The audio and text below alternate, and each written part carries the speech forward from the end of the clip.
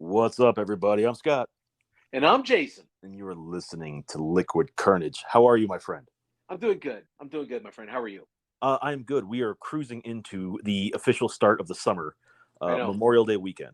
I know. I know. And it's weird too. Today we're recording on a day where I'm not running a fever. I don't have a cough.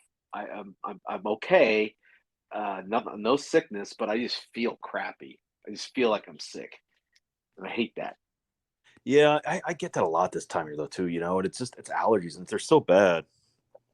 You know, Maybe and that's what it is. Maybe it's just my allergies. I don't know what it is, but I'm just not feeling good. well, the other hard part is though, as I get older, it gets worse. It gets a lot worse. Like I don't ever remember having allergies this bad.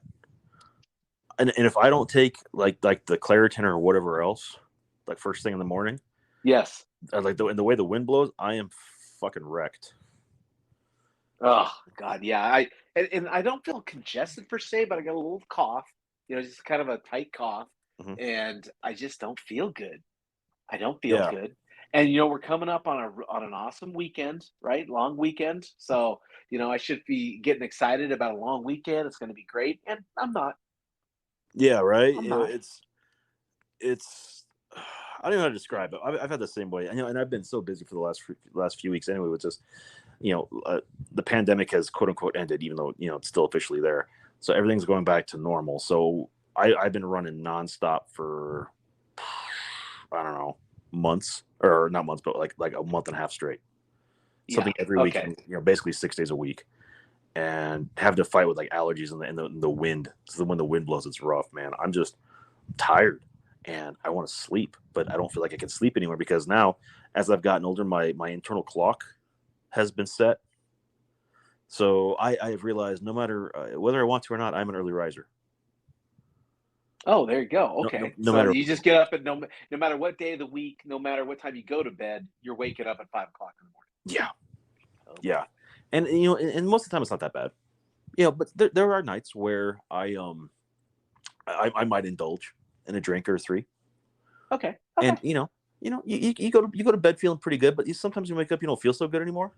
Yeah. But you want to sleep till like 8:30 or 9. I can't do that. I still have to. My body still says get up at 5. Get up at five Okay. thirty. Oh wow. Okay. Okay. So Yeah, we have this long weekend coming up, and I thought, man, maybe it'd be fun to, go do something, go out and do something. And yeah, we decided instead, Noreen's dad's going to come up and stay with us for the weekend, and we're just going to kind of hang loose at home. Just mhm. because it's gotten to the point now where every time you fill up your car, it's $100. Like there's not even. It's just so expensive. I mean, Yeah. when you get to that level of gasoline where it's $100 just to fill up, Oh, it's it's a rough. lot. You know, It's a and lot. I have to laugh when you say $100 because Janice, and I had this conversation when gas shot up for the first time, and I have a truck that's a 36-gallon tank. Oh, It is not cheap. yeah, no, She has a 12-gallon tank, yeah. and so she came home one day. She's like, I had to pay $50 to fill my tank. I died laughing. I was like, that is nothing. I would kill to be able just to pay $50 to fill my tank.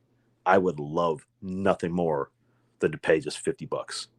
I said Well, I put in $120 this week, and I didn't even get a full tank. I got three-quarters of a tank. oh God, yeah, yeah. I went to the grocery store to put gas in the car, and as I was sitting there in line, there was I had pulled in. I was already pumping, and the lady came up beside me, behind after me, and was going to fill up her car, and she's driving a Chevy Spark, Yeah, which is like this little tiny little it's like thing. a wind-up car. Yeah, and she puts the little nozzle in, and she starts filling it up, and I'm not even halfway done, and she finishes her fill up. I was like, "Oh my gosh, that must be so nice." Now, are you were you filling up your car or Noreen's car? I was filling up my car, Oh, okay, okay. So you my probably car, and I don't get very so I have a 23-gallon tank, Okay. and I don't get very good gas mileage with that vehicle. So, I filled up 23 gallons and it was $120, something like that. Yeah. And it just got me thinking, oh my gosh, uh, we were talking about it. Think about those truck drivers, right? Who Hmm. have to fill up their trucks to go drive anywhere, Oh yeah. and you're spending $1,000 on a tank of gas. Oh yeah. Well, I mean, jeez. it's funny. You can tell where some people do have excess income that they don't have a problem spending money on gas, and I can tell you who those people are, because from where my office is, it's a straight shot of Interstate 40. You can see cars passing all day long. Yeah. The amount of you know F350s, 250s, Chevy Duramax diesels, all these oversized trucks pulling these toy haulers, pulling campers or whatever else, and that's like 8 to 9 miles to the gallon. So you're not getting very good gas mileage at all with that stuff. And these people are on the roads all day long. So I don't know if people are making sacrifices to be able to take their vacations, or they have to spend it somewhere. So must be spent at the pumps. When I was in college, one of the core curriculum for the business program was macroeconomics, Hmm. and they specifically talked about gasoline. Now, back when I went to college, gasoline was trading like a dollar, Yeah. so keep that in perspective. But he was basically talking about the price of gasoline. And he said, economics would tell you that supply and demand determines what the price of any commodity is. So in this case, gas. Well, gas, if there's more demand than supply, then the price of that commodity will go up. But it will get to a certain point where the higher the price goes, the less people are willing to pay for that Mm. commodity. Yeah. And, he said, so, for example, if it ever got to, I don't know, $5 a gallon, there would be people who would not pay $5 a gallon. And so the demand would weaken. And if the price kept on going up, the demand would get smaller and smaller and smaller to the point where once the demand did not, once the demand no longer kept up with the supply and the supply got more, it would start to lower back down again. Yeah. So I started thinking about that, and I was thinking, well, $5, I'm paying $5, and well, it's a pinch, it hurts. We're in a society where you pay it. Yeah. They really have you over a barrel. You're gonna pay it. No, no, What? no one is gonna Oh, be, oh absolutely. well, screw it, I'm not gonna do that. Yeah. And that's the hard part. It's we become so accustomed to it. I remember when I first started driving, a gas was 89 cents a gallon. It had dipped under a dollar for the longest time when I was 16 years old. And I had a little four banger Mustang, so it only cost me like 10, $12 to fill it up. Wasn't a big deal. It was Oh great. yeah, yeah, Um, and when I got to college, it was a buck 80s, basically doubled in price. I was like, God, that's a lot. yeah. I remember, it was after a hurricane, I think Katrina, when gas finally went over $2 and stayed over $2 a gallon, and people were flipping out. And that was 15 years ago. Yeah. 15 years ago, and in less than 15 years, we've basically doubled that and beyond. And we're in a society where we're forced to pay it because we are an automotive based society. We are a travel based society. And we can't sit and not drive because of the way the world goes now. Yeah, well, and couple that with the fact that we do not drive little cars. No. We as a society do not drive little cars. I mean, bigger, bigger, bigger cars, bigger cars. I mean, when you go down the road and you see all these SUVs and trucks and Humvees, and I mean, we don't drive small cars. And so you couple the fact that we are a travel society where we have to drive to work and drive other places, then you couple that with also we don't drive 40, 50 mile a gallon cars. We drive 15, 20 mile an hour gallon cars. It's only a matter of time before it just gets to, like you said, $120 doesn't even fill up your car. Oh yeah. And that's the unfortunate part of society, because they've said that there's more than enough oil, everything's fine, and the government can step in as much as they want. But at the end of the day, this is up to the gas companies. This is up to the oil companies that create the gas, that want these prices, and they're getting these prices. You know, And I think that's the thing that's so odd to me is when people say that when people say that, like, it's the president that is screwing us on this. I don't understand where that logic comes from, because why would the president enact a policy that purposefully hurts people so they don't vote for him?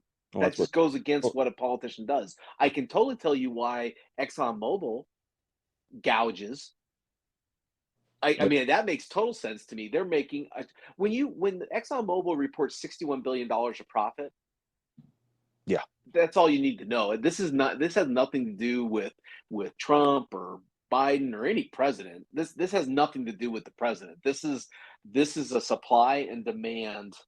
hmm And didn't they say that when the government released like 60 billion or 60 million barrels of oil, that equated to a 3-day supply for the yeah, United States? So 3-day supply, that's nothing, right? That's not gonna lower prices at all. yeah, and really, prices haven't dropped at all. In fact, I think they've gone up a little bit. I drove by today, and I have to go get gas after we're done recording. 457 is the average price right now, and Okay. I had half a tank last week coming out of Zion.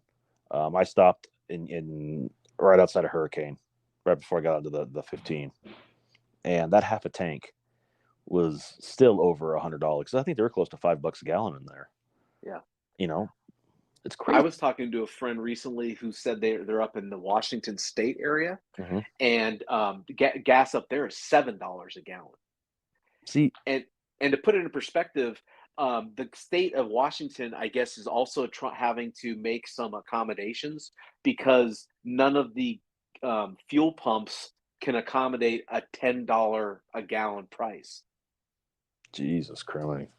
And when you're only $3 away, and as fast as gas has been going up, it's only a matter of time before someone is going to be paying $10 a gallon. So what's your cutoff point? Like, when are you done?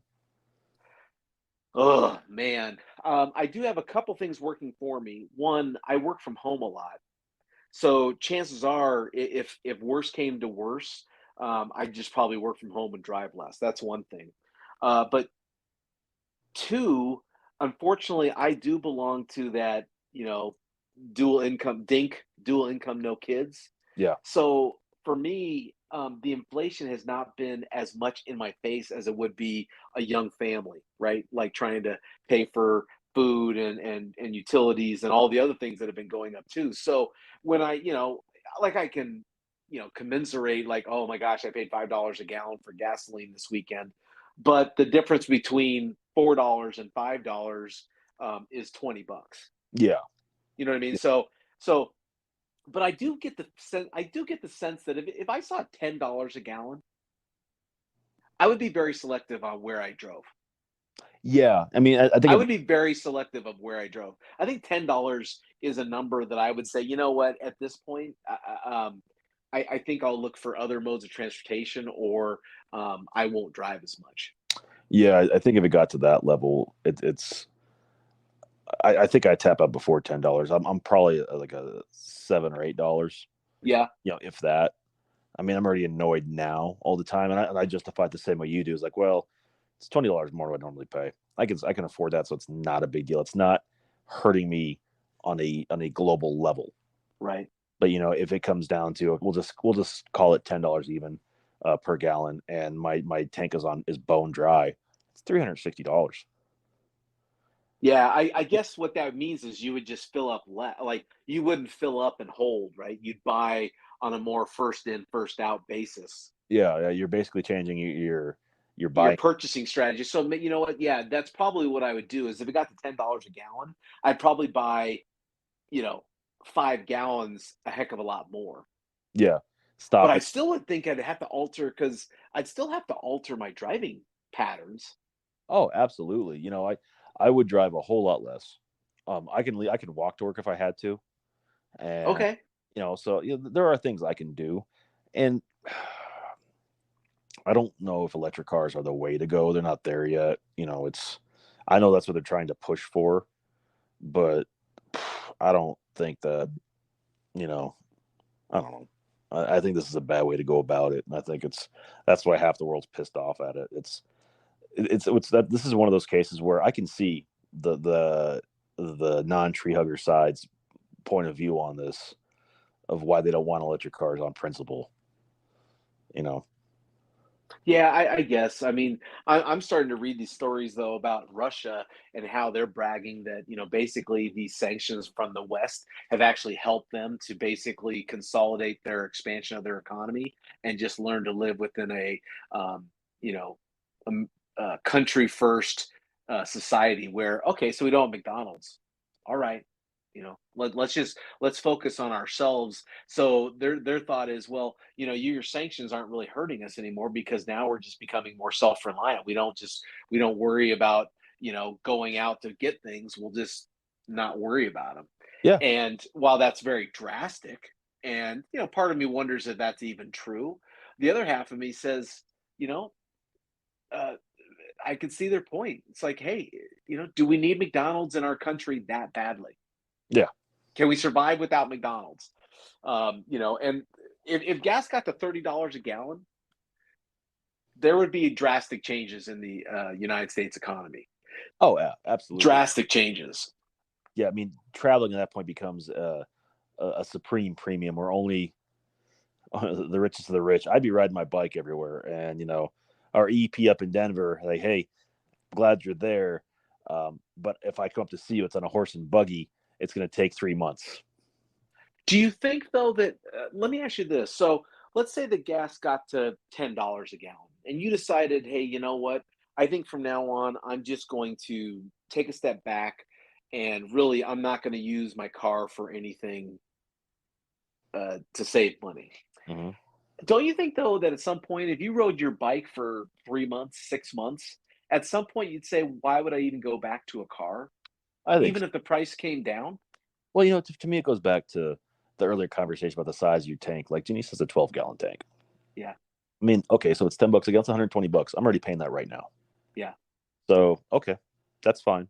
I mean, I can get a car that size and not feel the pinch on it so much, and just basically park my truck for hauling purposes only. right. Okay. Yeah. So, I mean, I guess you have to find a way to be creative, and I would guess the hybrids that get to 60 miles to the gallon take are more and more popular. The Yaris's or whatever else are out there these days. Right. But I don't know, man. I think everyone's got a different breaking point, and that's just not with gas. I think it's there are certain things that the price gets too high. I'm just not going to do it. Yeah, that's true. That's true. It's funny. I'm evaluating all of my bills right now. Okay. Like I'm looking at internet, what I pay a month for internet, and for the service that we have, and I mean, it's not bad, but it's not great. And I have some friends that have Starlink, the Elon Musk internet.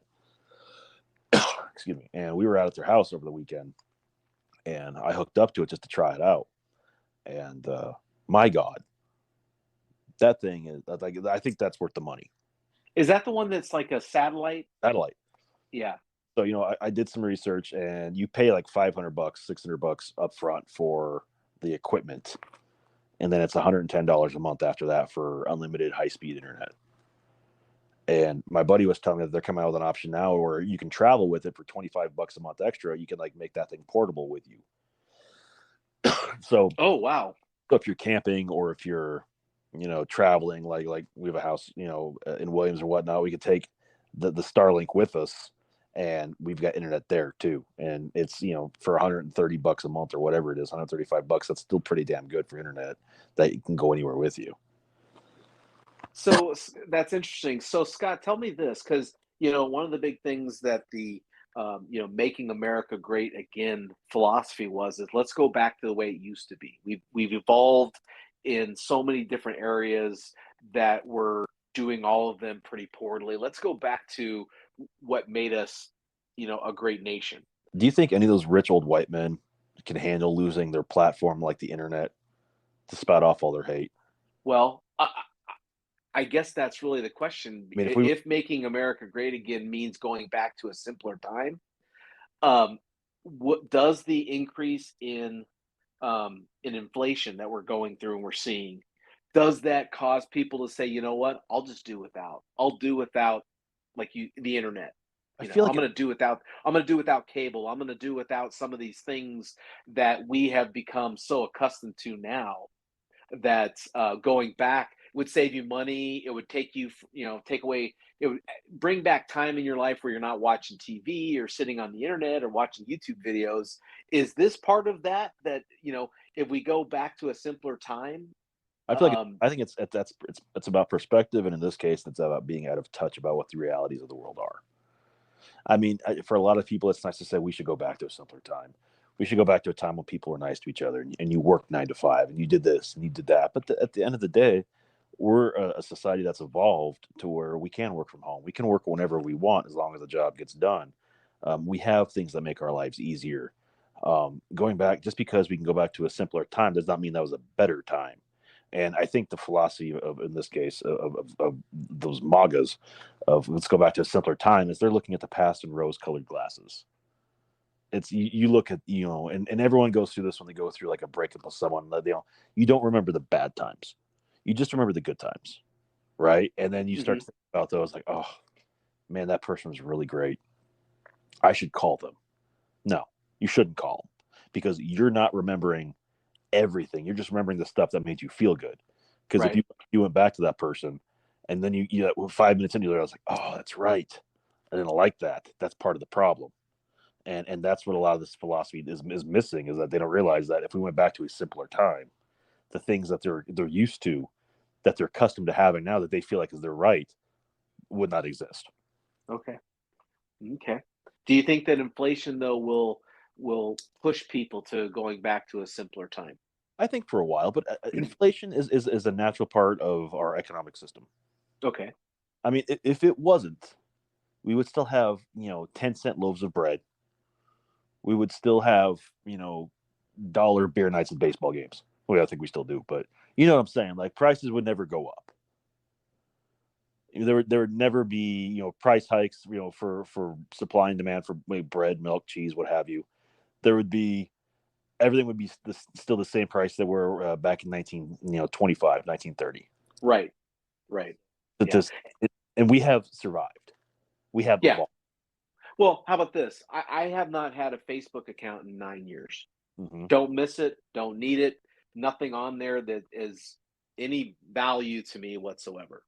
That was a pretty easy adjustment. Now this doesn't do with inflation, but I changed my habits because of outside events that said, I'm going to change my habit on this.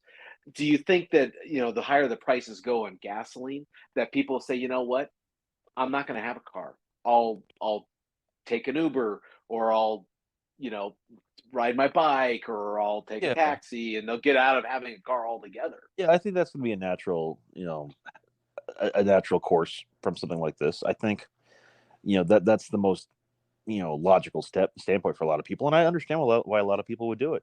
And a lot of people will bitch about the prices, but still pay it because they don't want to take the time to think about alternatives. They'll think they're pigeonholed into the fact that they have to have uh, these things. You know, Do you think that these gas companies have a responsibility to the public to try to help with maintaining prices at a lower amount? you would think so, but these are publicly owned companies. These are about stock prices now, so moral obligation is out the door because of the bottom line. Okay.